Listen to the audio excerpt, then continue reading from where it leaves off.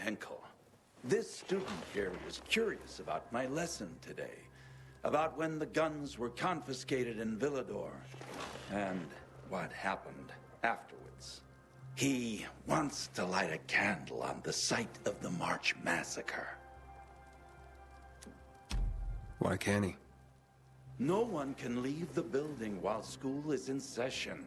Children shouldn't walk around the bazaar on their own. I thought you'd be more worried about them falling into a dark zone. Oh, kids nowadays are too smart to fall into a silly hole. Anyway, could you light a candle for him, young man? You might learn something yourself. Sure, though I was pretty lousy at history. History is boring when someone tells you about it.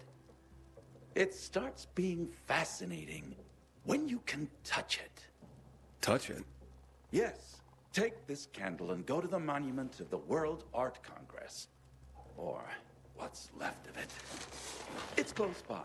Contact me when you get there. You'll see what my lesson was about today.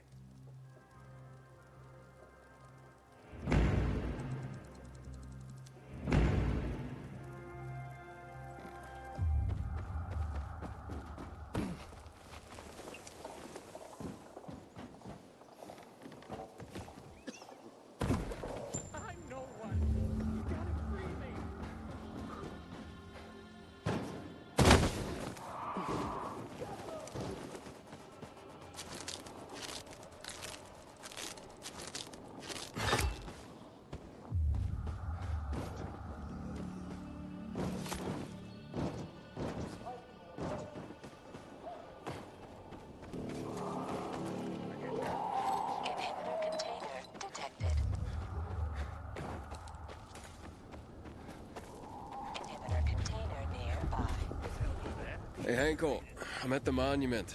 You were right. Not much left of it. Good. Look closely. There is much more to it than meets the eye.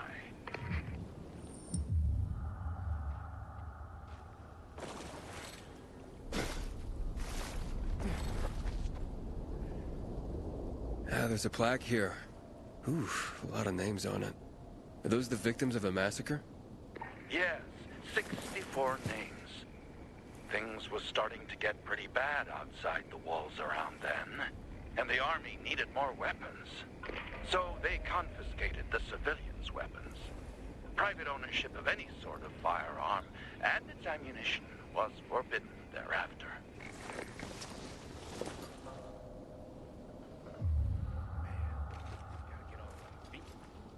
What happened here? That is where the riots started. People were terrified. How could they protect themselves and their families? There was massive unrest. So, a curfew was put in place, and homes were raided to ensure no one was hiding any weapons. Punishment for those who didn't comply was quite severe.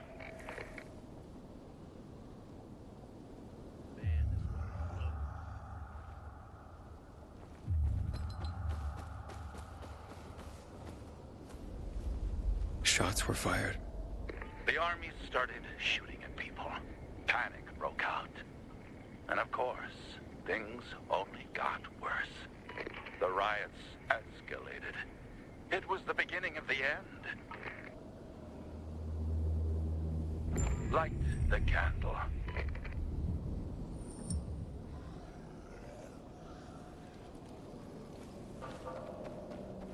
Inhibitor container detected. So you're saying that Pratt made a bad call, taking people's guns away?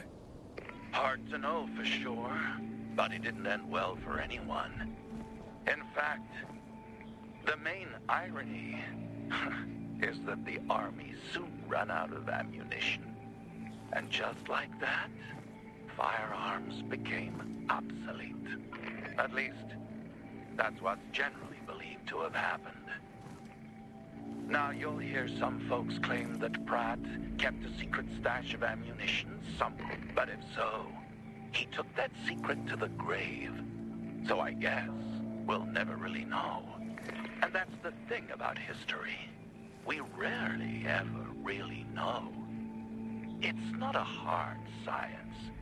History is fragile as the passing of time. It takes the vigilance of people like myself to make sure it's not rewritten to suit the whim of each new generation's self-righteous fight.